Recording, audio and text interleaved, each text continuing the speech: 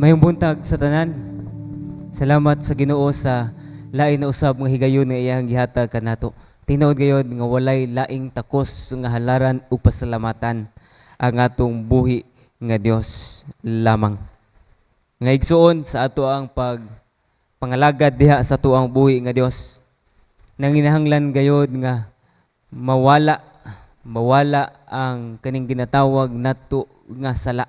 Gikinahanglan nga mapakgang kini, mabuntog nato kini aron kita magkinabuhi nga uyon o magkinabuhi nga balaan alang sa atuang Dios nga gamhanan.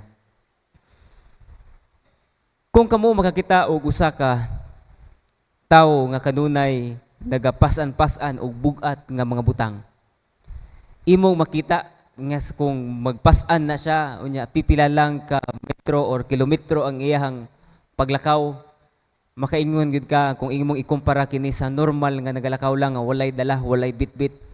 Dali gayud maluya ang tawo nga kanunay daghang bagahe or daghan nga ginapasan sa iyahang kinabuhi. Kabalo ba mo nga ang sala usa-usab kini ka bagahe sa atong pagkinabuhi nga Kristohanon? It slow us down. Mo kini ang nagapahinay kanato. Mo nang gikinahanglan nga ato kini nga buntugon. Mo nang karon nga buntag. Uluhan tagaan nako og uluhan or title ang mao nga wali ang pagbuntog sa sala. Pero ang pangutana, paunsa man gyud nato buntugon or paunsa man gyud nato i-overcome ang maong sala? Pipila ka Domingo ang ninglabay, nagwali ko nga wala igoy bisa ni kinsa ang naka-master na. No? Nga makaingon nga, uy, di nako madutlan sa maong sala. Immune nako. Anad nako ana. Kay kitang tanan, bisan paman ang pinakabuutan nga tao sa kalibutan, makasala lagi hapon igsuon. Paunsa man gyud? Paunsa man gyud nato mabuntog ang gahom sa sala sa atong kinabuhi? Naabagoy posibilidad nga na maangkon nato ang kagawasan gikan sa sala. Well, kung aduna kamoy mga Biblia, igsuon, palihog ko og abli diha sa Galacia 5:16 ngadto sa 23. Galatia or Galatians 5:16 to 23. Ako kini nga pagabasahon o pwede usab kamo nga musunod lamang sa hilom. Giingon pa sa ato ang teksto karon nga kabuntagon. Ingon ni Apostol Pablo, apan ako mag-ingon, pag kinabuhi kamo diha sa espiritu ug ayaw ninyo tumana ang mga tinguha sa unod. Kaya ang mga tinguha sa unod supak sa espiritu ug ang espiritu supak sa unod. Kay kini silang duha nagkasumpaki sa usag-usa aron dili kamo makahimo sa buot ninyong buhaton. Apan kung kamo gimanduan sa espiritu, kamo dili ilalom sa balaod. Ug dayag kaayo ang mga buhat sa unod nga mao kini sa lawayong pakighilawas, kahugaw, kaulag, pagsimba og mga Dios-Dios, pagsalamangka, pagdinumtanay, panagbingkil, panagbubho, kapungot, kahakog, pagkabahin-bahin, pagkapundok-pundok, kasina, paghubog-hubog, mapatuyanganong hudyaka, ug mga butang nga sama niini. Pasidadaan ko kamo sama sa akong pagpasidaan kaninyo kaniadto nga ang mga nagabuhat sa maong mga butang dili makapanunod sa gingharian sa Dios. Apan ang bunga sa espiritu mao ang gugma, kalipay, kalinaw, pailob, pagkamaluluyon, pagkamaayo, pagkamatinumanon, kaaghop, pagpugong sa kaugalingon. Walay balaod nga batok niining mga butanga. Ug ang mga iya ni Kristo Jesus naglansang sa ilahang unod ug mga tinguha niini. Kung kita nangabuhi man diha sa espiritu, kinahanglan nga magkinabuhi usab kita diha sa espiritu. Mao kini ang pulong sa tuang buhi nga Dios. klaro gyud kayo ang iyahang gisulti sa iyahang mga audience, original audience. Gisulti kini ni Apostol Pablo kay iyang gibadlong.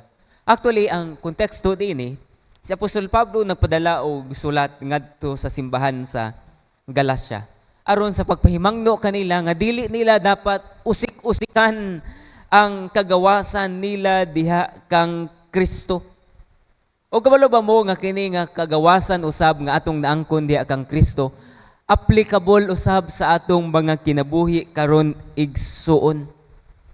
Usahay or kadalasan mas matintal kita sa ato ang lawas nun, unod nun nga mga tinguha. Kay kamalo ba mo, ang sala manggod, dili ni magtintal nga sama sa gisulti ni Pastor Nonong, ang kaaway, siya man nag-originate good ang sala, dili na siya mag-portray sa iyang kaugalingon nga naisungay, na ay bangkil, makahadlok man na, di nanta matintal ana. Pero ang kaning kaaway, himuon niya nga alluring, enticing, nga kanang matintal gyud ka. Posible nga iyang gapiton ang gwapa kaayo nga babayi, gwapo kaayo nga lalaki, nindot kaayo nga sakinan, salapi, or whatsoever. Dili man ta matintal og na ang yawa diha bati kayog naong di gud ta matintal. Kung naay magpa duding-duding sa imo unya hastang lawaya unya lain pegyog baho di gud ka matintal ana. Pero kung gwapo, humot, utukan unya ang example ang salapi nga naa diha 20 pesos di gud ka matintal. Pero kung usa ka milyon na magpakaulaw manggaling ko, magpakasala ko, worth it na ang 1 million. Masakpan ko ning 50 pesos pagkadakong kaulaw. Natay inana nga mindset ng mga Pinoy. Ang sala gyud na. Tintalon gyud ta sa kaaway pinaagi kung unsa sigon sa atoang kaluyahon. Mao na kanunay ang iyahang ginahimo igsoon. Si Apostol Pablo sa iyahang gisangyawan o iyang gipa kanang girimahin pagbalik ang kaning mga Kristohanon sa Galacia. Gusto gud niya nga mag-focus kung unsa ang kaning main nga struggle naa ang panag-away, no? Kung unsa nga to ang tinguha, unod-nun nga tinguha, ug unsa usab ang tinguha sa balaang espiritu. Pinaagi sa atong kusog, pinaagi sa atong pagpaningkamot, isip mga individual, isip usa ka tawo, dili gyud nato wag gyud tay gahom nga mabuntog nato ang sala. Nanginahanglan ta nga makadepende diha sa ato ang buhi nga Dios. Siguro na sayra na ninyo og inyo nang nabatian nga nabuntog na ni Jesus ang gahom sa kangit-ngit, gahom sa sala, pinaagi sa iyang kamatayon dito sa cross sa Kalbaryo. Tinuod gayud ka na igsoon. Apan kita, naalang gihapon ta sa ato ang pagkumbate. Ga-struggle gihapon ta. We are waging war against the power of darkness. Contrary kini sa unsay gusto sa balaang espiritu. Mo nang gisulti gayud. Dili gyud pagahukman, dili subject sa balaod ang paghigugma, pagkamaluluyon, taas og pailob, na dunay pasensya, no? Mo kanay mga bunga sa balaang espiritu. Ug dili ka pagahukman ni ana kung imo nang pagabuhaton. Pero ang ato ang kinaiya manggod, dautan ang atong kinaiya, ang ato ang nature. Gusto kita sa paghimo sa mga butang nga dautan. Paghubog-hubog, pagkighilawas, humonay dimension sa pulong sa Dios kaganina. So, paunsa man gyud. Nanginhanglan kita nga makadepende diha sa ato ang buhi nga Dios. Ikinhanglan nga mo depende kita sa balaang espiritu. Ang balaang espiritu ania na kanato igsoon. Nagapuyo na diri kanato. Munang di ta dapat mabalaka. Kung musulti ka, yes, pastor. The moment nga akong gidawat si Jesus nga akong personal nga manluluwas, gipahari na ko siya sa akong mga kaugalingon. Nga numan nga makasala lang man sa gihapon ko. Nga numan kini. Kabalo ba mo? Given na nga naa sa tuwa ang balaang espiritu. For example, sama ka na sa gitagaan ka og bike, girigaluhan ka og bike, alang giingnan ka, tagaan na kag instruction, kaning bike ihatag sa imuha aron mag-exercise ka to avoid ang high cholesterol, wala na kayo kay mga fats, malesen ang imuhang sugar level, dili na ka sige high blood. Hala pag bike na instruction apan kita luya man kanunay dili naman magsigig sikad so ang nahitabo napildi gihapon ta high blood lang gihapon illustration lang kana igsoon ang balang espiritu gihatag na kanato but we are not living with the Holy Spirit mo nang si Apostol Pablo kanunay gud niya nga ginasulti paglakaw kamo uban sa balaang espiritu. Tungod kay naana ang balaang espiritu gihatag kanato. Nagpuyo na ngari kanato igsuon. Munang ihang mando nga gihatag alang sa tanan nga sumusunod diha kang Kristo. Paglakaw uban sa balaang espiritu. Ganahan kita mulakaw nga ato-ato ra. Ganahan kita mulakaw sa mutagway na kaila kanato. But take note sa tanan nga atong ginahimo, ang balang espiritu kanunay nasayod, kanunay nakakita kung unsa ang atong ginahimo. Bisan paman ang pinakasikreto, kabalo ang balaang espiritu niya na igsoon. Mo nang si Pedro, si Apostol Pablo, si Jesus, naagyod ang essence sa ilahang pagtudlo.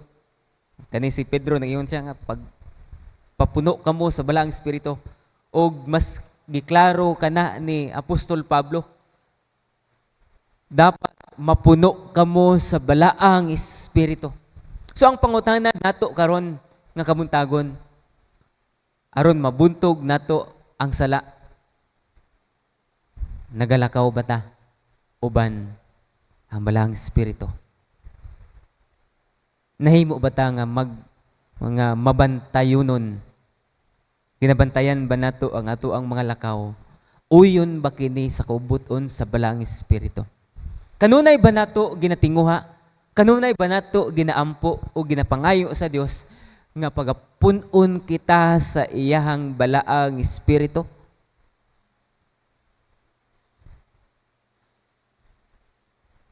Kabalo ba mo nga dili garantiya usab nga naa na ang balaang espiritu? Unya dili garantiya nga dili na ta makasala. Makasala lang gihapon kita. Kay gitagaan kita og kagawasan sa tuong buhi nga Dios. Gitagaan kita og kabubuton sa pagpili sa insakto og sa dili insakto. Ang pagpili naagyod sa ato ang mga kaugalingon igsoon. Karon nga kabuntagon, ang akong paghagit sa inyo pilia ang paglakaw uban ang balaang espiritu. Pilia ug hangyua ang Ginoo nga kanunay punon ka sa balaang espiritu. Mapuno ka sa balaang espiritu. Ang giingon ni Apostol Pablo, ayaw palunga. Ayaw palunga.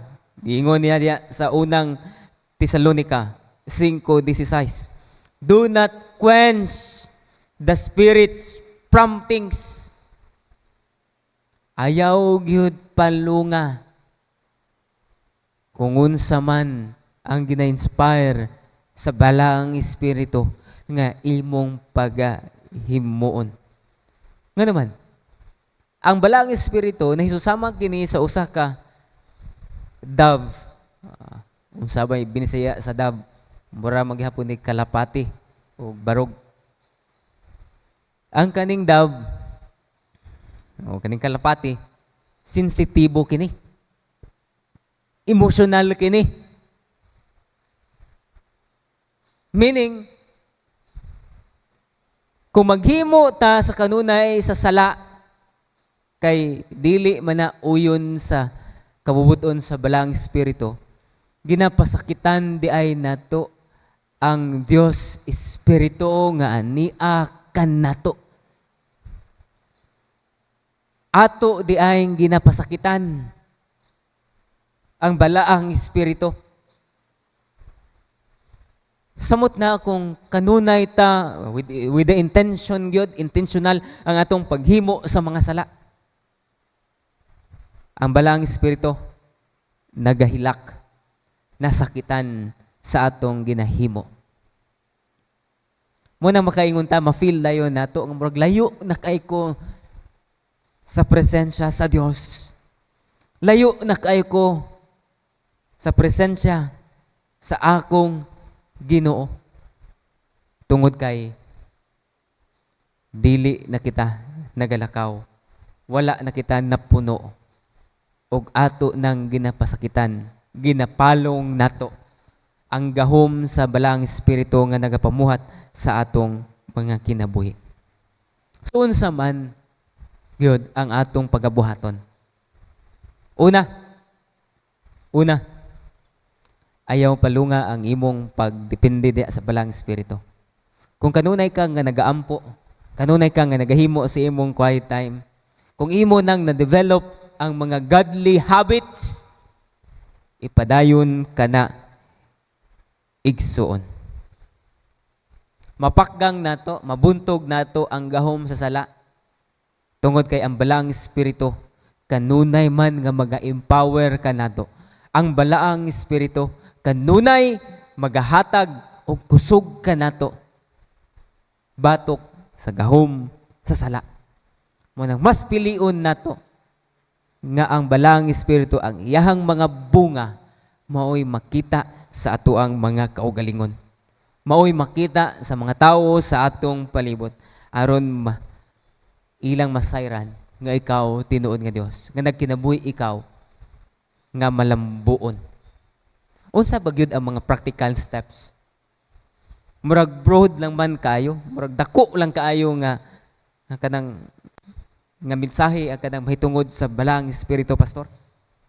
Unsa man gyud ang mga practical nga akong pagahimuon? Number 1, isip usa ka Kristohanon. Kinahanglan nato usab nga bantayan ang matag usa. Dili kay kanang mura kag pulis, no? Pastor, nakita nako to si Juan ba naghubog-hubog man. Pwede ba nato, pastor, nga ato tong kasab-an? Disiplinahon na to. Pastor, kabalo ba ka nga kato si Juan bitaw? Kauyab man to, nabuntis man. Active biya to sa diha. Dili una na ang klase nga pagbantay. Kung imong nakita ang imong igsuon ngan padulong na sa pagpakasala o nakita nimo nga nagapakasala, imong duolon. Imong i-remind. Kabalo ba mo nga adunay gahom kung imong dili nimo kasab-an ang imong igsuon sa pagtuo?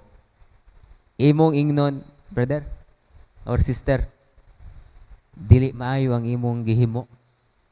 Dili ka na uyon sa kabubuton sa atong buhi nga Dios.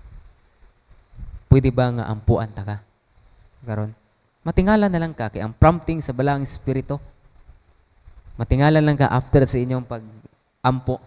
Kung siya nadutlan, muhilak ka na. Ikaduha nga practical nga lakang nga atong pagahimuon. Pangita og grupo. Kung di ka komportable sa small grupo, pagtap og individual, nga mahimo nimong accountability partner. In a sense nga, tagaan nimo siya og authority. Brother, tagaan ta ka og authority. Or sister, tagaan ta ka og authority. Kung imo na ganing makita, nga inani nako, nga dili na kay ko active, di na kay ko dito sa simbahan, himangnuy ko. Unya, every now and then, tagaan taga og authority nga mo check sa kuha kung kumusta ang akong prayer life, kumusta ang ako ang quiet time with the Lord.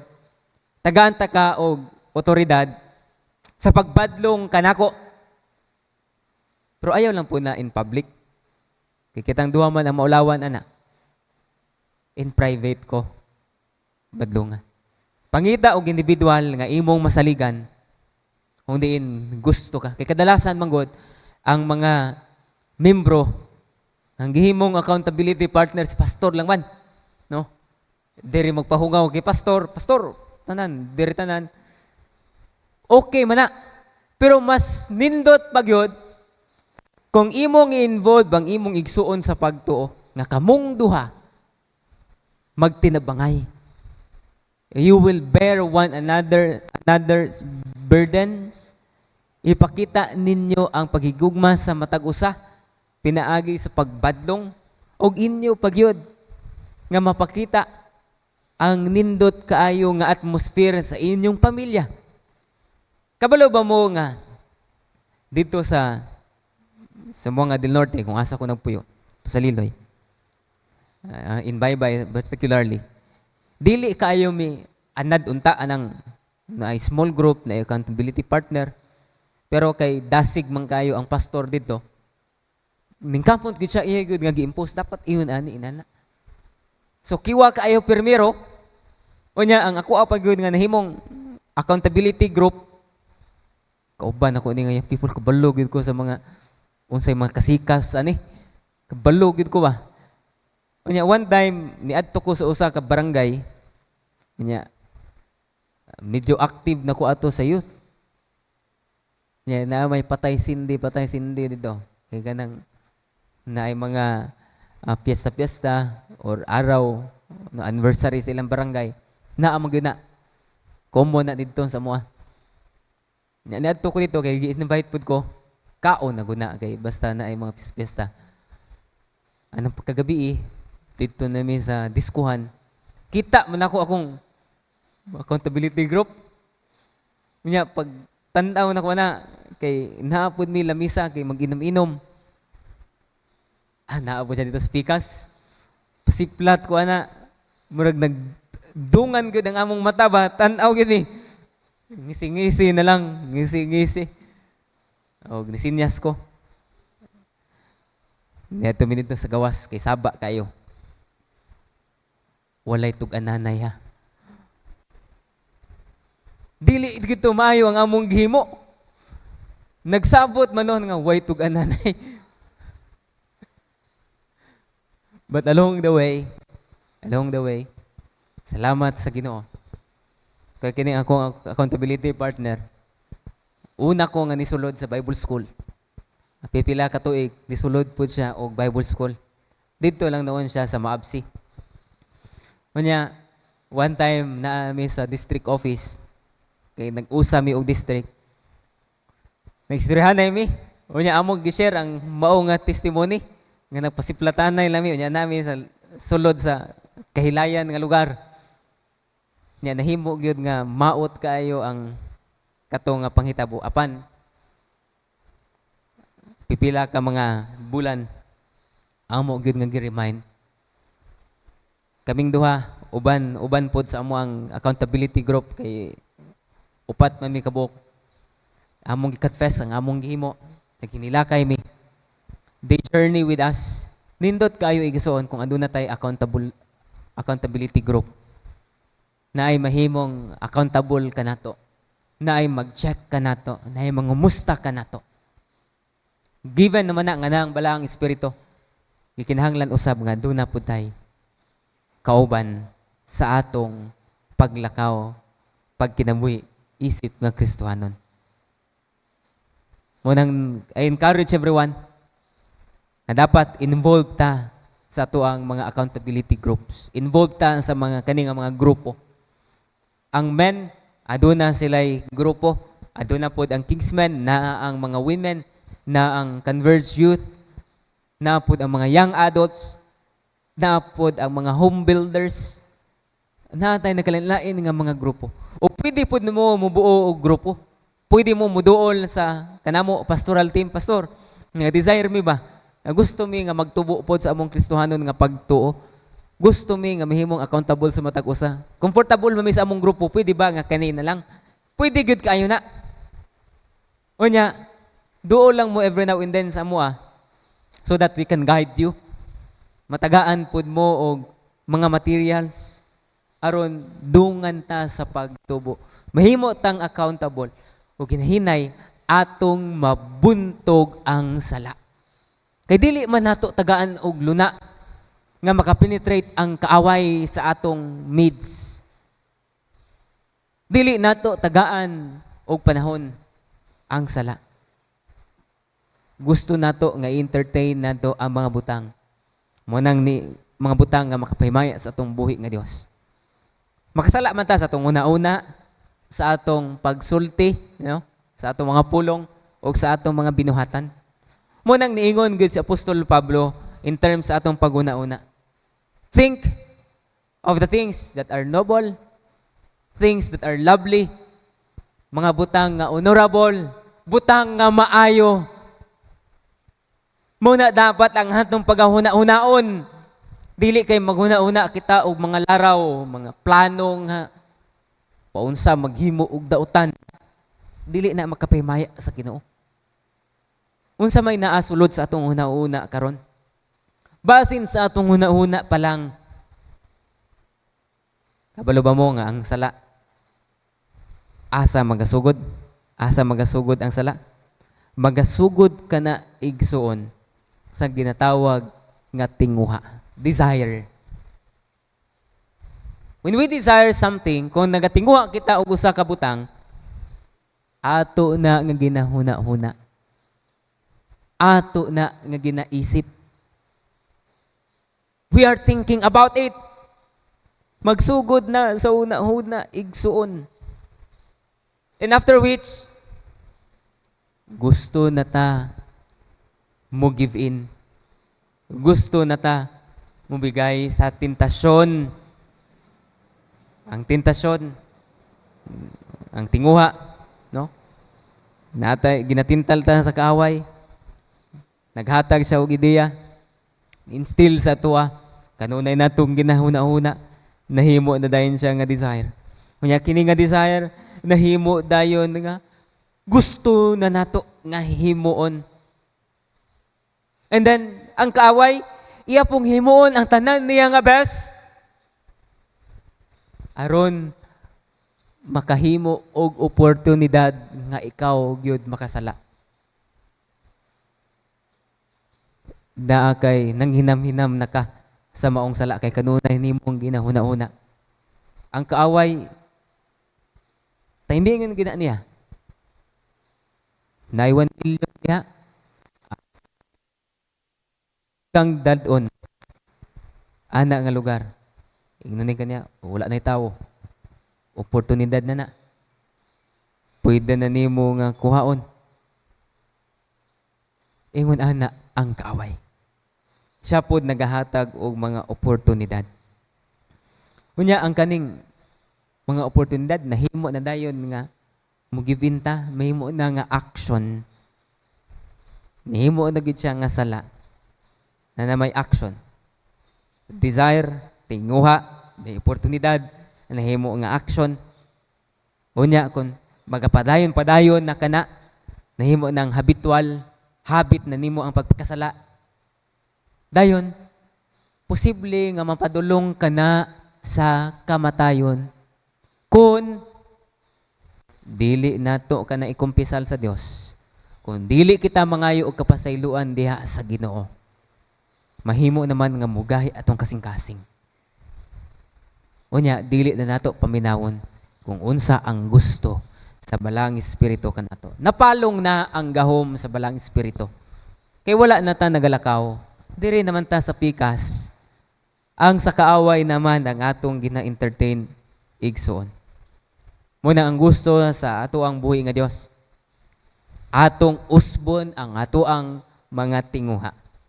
Dapat ang atong mga tinguha uyon sa kabubuton sa ato ang buhi nga Dios. Paunsa ba nato usbon ang atong mga tinguha? Ang advertisement ra ba sa kaning usa sa dako nga online shop sa Pilipinas? Magsulti dayon, desire isn't bad. Dili man gyud bad ang tinguha ba? Kung maayo ang imong tinguha, kung makapahimaya sa Dios ang imong tinguha. Munang karon igsuon, atong tinguhaon nga ang naa sa atong una-una makapahimaya sa atong buhi nga Dios. Lovely, honorable, noble, things that are perfect, things that are excellent, things that are joyful. Mo kanay gisulti ni Apostol Pablo igsoon. Kuma hinahinay na ang kabago ang ato ang mga tinguha, ang nasa atong una-una ang makapahimaya sa Ginoo. Sa inyong panglantaw, ang kaaway maghatag og mga oportunidad pero bali wala na nimo na, nasayod na ka. And then every time nga naa ang tentasyon, ang itudlo gid sa akong discipler na ini, magnify the consequences of sin. Padak-ag yun. Una-una, kung ako ning buhaton, simple lang kay ni, pero mahimo na nako ni nga habit. Kung mukumbit ko ani nga sala, mo-give in ko ani, mahimulag ko sa Dios, hindi na nako ma-enjoy ang presensya sa balang Espiritu. Pasakitan nako akong kaugalingon, wa na ko'y kalinaw, wa na'y kalipay. Kanunay nako masinati ang guilt. Mapakaulawan nako ang nindot nga pangalan, dignidad. Pakaulawan nako ang simbahan, pakaulawan ang Ginoo, pakaulawan nako akong pamilya. Daghan ang masakitan. Munang every time nga naa ang tentasyon, i-magnify gyud ang consequence sa sala. Usa lang kasipyat. Kanunay na ang pabilin, naarabatan diri sa kalibutan, no? Sa unsa nimo ka maayo, for how many years, usa lang kasipyat, mas kana ang mahinumduman sa mga tawo sa imong palibot. Magnify the consequences of sin. Giingon pa sa balaang sa Book of Galatians, usa sa mga prutas or bunga sa balaang espiritu mao ang self-control. Nan kung wala kay self-control, wala kay pagpugong sa kaugalingon, wala gyud kanimo, wala nimo ginatugutan ang balaang espiritu nga maga pamuhat sa atong mga kaugalingon. Busa igsoon, ang akong challenge sa inyo, in order for us to overcome sin in this world, dili man nato ma-perfect, pero posible kayo nga ma-attain nato ang almost perfect na nga pagkabalaan by yielding, depending on the Holy Spirit. Kanunay nato tinguhaon nga punon kita sa balang espiritu. Mahimo kitang sensitibo sa iyang leading. Basa sa pulong sa Dios sa kanunay. Pagampo sa kanunay. And have an accountability partner nga imong masaligan. Nga tagaan nimo og otoridad sa pagbadlong, sa pagbantay kanimo. Ayaw po nang mukuha ka og accountability partner niya, kanunay lang po ka magpakasala. Questionably na po na kung tinuod ba gyud nga doon na kay relasyon diha sa Ginoo. Tabangan nato ang matag usa. Gusto nato nga kita nga mga individual nga sumusunod kang Kristo mulambo, mahimo gayud nga mga individual nga maghahatag og pasidungog og himaya sa atong Ginoo. My prayer is that all of us together as we journey, samtang kita nga magapadayon sa ato ang panaw diri sa kalibutan. Ang panaw ra ba sa uban nga Cebuano, no, kay kanang mamatay na. Panaw, kanang atong lakaw ba? Atong journey. Sa atong pagpanaw diri sa kalibutan, tunghaon nato nga ang Dios ang mahimaya labaw sa tanan. Hilabi na, no? mahimo kita nga accountable sa matag usa-usab. Ang Ginoo magapanalangin kanatong tanan. Lord, nagapasalamat kami. Nangtakna sa kabuntagon. Nga imo kami nga gitudluan. Imo kami nga gibadlong Ginoo. Ang sala kanunay anaa. Apan imo na kami nga napasaylo Ginoong Dios sa amo ang previous nga mga sala. Ug adunay assurance nga kun kami mga makapangayo og pasaylo diha kanimo, imo kami nga pasayloon Ginoong Dios. Salamat kay kanunay wala ka nagahunong sa paglimpyo kanamo tungod kay imo usab nga tinguha Ginoong Dios nga magkinabuhi kami nga balaan. Ug mao usab Ginoo ang among tinguha. Isip sumusunod diha kanimo nga mahimo kaming balaan og takos sa imong atubangan. Nga ngamong mga kinabuhi mahimong humot nga halad diha sa imong trono. Mahimaya ka Ginoo. Salamat sa imong pulong nga among nadunggan karon nga kabuntagon. And I pray, O God, nga ang sala mahimong wala nay luna sa among mga kinabuhi. Dalaygon ka, O Dios, sa walay katapusan sa pangalan ni Jesus. Amen o Amen.